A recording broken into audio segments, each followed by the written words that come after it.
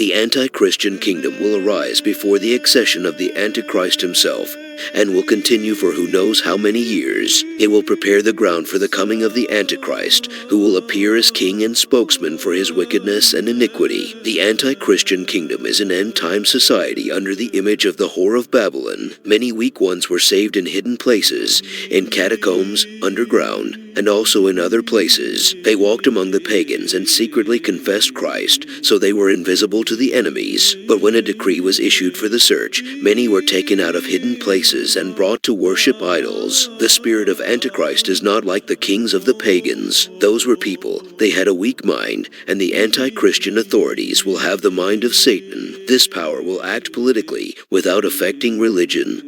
Creed. All believers will have the right to confess and openly perform the service on the condition that only discipline and state laws are not violated. She will take all the places of service under her special control, and will lead them, and will become the head instead of Christ. And people will serve not Jesus Christ, but the Antichrist. Blind Christians will not see this, although even children can understand everything.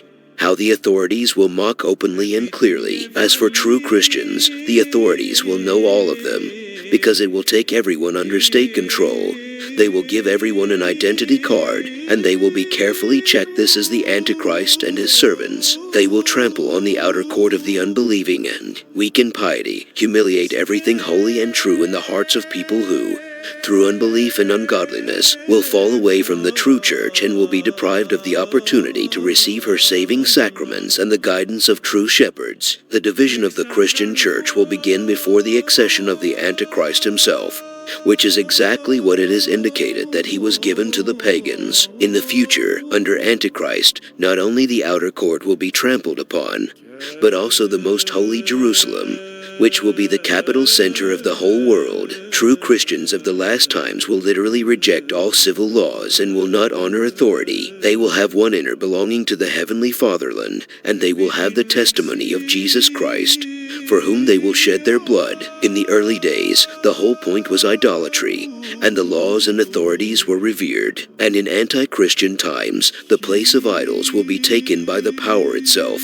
and will demand to worship it, without touching religion. Those who worship will be considered followers of the Antichrist. Then there will be a division according to the will of God between the good and the evil, the followers of Christ and the followers of Antichrist. The Lord will separate the sheep from the goats. Then the joint life of both will become impossible. True Christians who will be faithful to the Lord Jesus Christ will be betrayed and tortured, but not as a religion, but as state criminals who do not obey the law. With the growth of wickedness, the unbelieving world will fall upon the churches through a change in church services. Dogmas will act with flattery, deceit, and violence. From this time on, the open, true divine service and the communion of the body and blood of Christ with all the sacraments will cease.